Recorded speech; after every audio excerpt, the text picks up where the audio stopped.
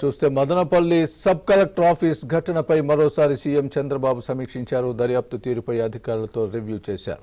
దగ్ధమైన files ఏ విభాగాలకు చెందినవి, ఆధారాల సేకరణలో నిర్లక్ష్యానికి కారకులు ఎవరు అనే అంశాలపై ఆరా తీశారు. గతంలో పనిచేసి వెళ్లిన అధికారుల ప్రమేయంపైన దృష్టి పెట్టాలని సీఎం చంద్రబాబు ఆదేశించారు. ఇప్పటికే మదనపల్లి సబ్ కలెక్టర్ ఆఫీస్కు డీజీపీ సిఐడి చీఫ్ చేరుకున్నారు. ఫైల్స్ దగ్ధమైన రూమ్ను పరిశీలించారు.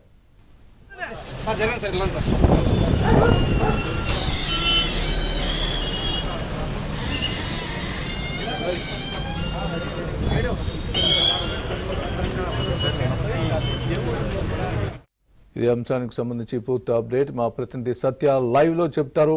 సత్య, చెప్పండి, ప్రస్తుతం అక్కడ డీజీపీ కానీ సిఐడి చీఫ్ కానీ అక్కడ అగ్ని ప్రమాదం జరిగిన చోటుకు చేరుకొని పరిశీలించడం జరిగినట్టుగా మనం చూస్తున్నాం. పరిశీలించిన అనంతరం వాళ్ళు ఏం చెప్తున్నారు, అక్కడ ఎలాంటి అనుమానాలు కలుగుతున్నాయి మొత్తం ఎపిసోడ్ చూస్తూ ఉంటే? మదనపల్లి సబ్ కలెక్టర్ కార్యాలయంలో ఘటనకు సంబంధించి కొద్దిసేపటి క్రితమే ముఖ్యమంత్రి చంద్రబాబు రెండవసారి కూడా ఉన్నత స్థాయి సమీక్ష నిర్వహించారు. ఉదయం నుంచి జరుగుతున్న దర్యాప్తు అంశాలపై అధికారులతో ఆయన రివ్యూ చేశారు. ముఖ్యంగా దగ్ధమైన ఫైళ్లు ఏవైతే ఉన్నాయో ఏ విభాగాలకు చెందినవి, ఆధారాల సేకరణలో నిర్లక్ష్యానికి కారకులు ఎవరు అనే అంశాలపైన కూడా ఆరా తీశారు ముఖ్యమంత్రి. నిన్న రాత్రి సంఘటన జరిగితే ఈరోజు ఉదయం వరకు కూడా ఎందుకు చెప్పలేదు అనే విషయంపైన ఆ నిర్లక్ష్యానికి ఎవరు కారణం అనేది కూడా ఆయన ఆరా తీసినట్టుగా తెలుస్తోంది.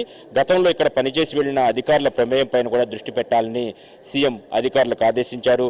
ముఖ్యంగా మరోవైపు మదనపల్లి సబ్ కలెక్టర్ కార్యాలయానికి కొద్దిసేపటి క్రితమే డీజీపీ అదేవిధంగా సిఐడి చీఫ్ కూడా చేరుకున్న పరిస్థితి ఉంది. వారిద్దరిని కూడా హుటాహుటిని ఇక్కడి నుంచి హెలికాప్టర్లో వెళ్లాలని చెప్పారు. వారితో కూడా సంఘటన ఏదైతే సంఘటన జరిగిందో అక్కడికి సబ్ కలెక్టర్ ఆఫీస్కి వారు చేరుకుని మొత్తం పరిశీలించిన తర్వాత వారితో కూడా రెండవసారి ఉన్నత స్థాయి సమీక్ష నిర్వహించారు. ముఖ్యంగా అసైన్డ్ భూములకు సంబంధించి అదేవిధంగా 22A భూములకు సంబంధించి ఉన్నటువంటి ఆధారాలు ఏవైతే ఆధారాలు ఉన్నాయో వాటి అన్నింటినీ కూడా మాయమై దగ్ధమైనట్టుగా మనకు తెలుస్తోంది. ముఖ్యంగా దీనికి సంబంధించి ఈరోజు ఉదయమే ముఖ్యమంత్రి చాలా సీరియస్గా ఇష్యూని సీరియస్గా తీసుకోవడం జరిగింది. ఉదయం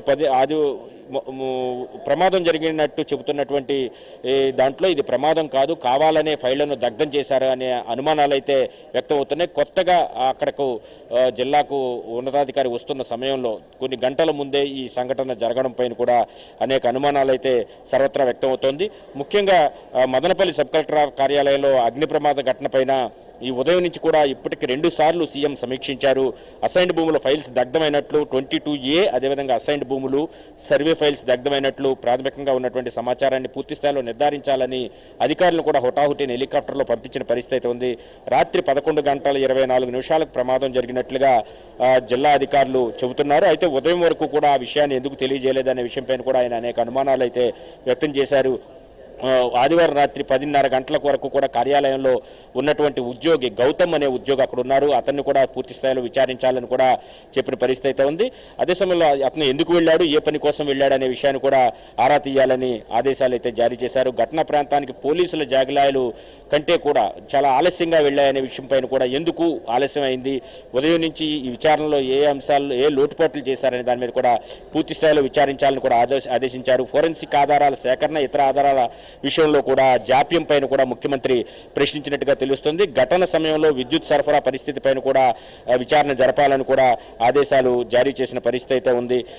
వీటితో పాటుగా తీసుకుంటే కనుక నేరాలు చేసి సాక్ష్యాలు చెరిపేయడంలో ఆరితేరిన వ్యక్తులే ఇటువంటి నేరాలు చేయగలుగుతారని కూడా ఆయన సమీక్ష సందర్భంగా వ్యాఖ్యానించారు. గతంలో సాక్ష్యాలు మాయం చేసిన ఘటనలు కూడా అధికారులు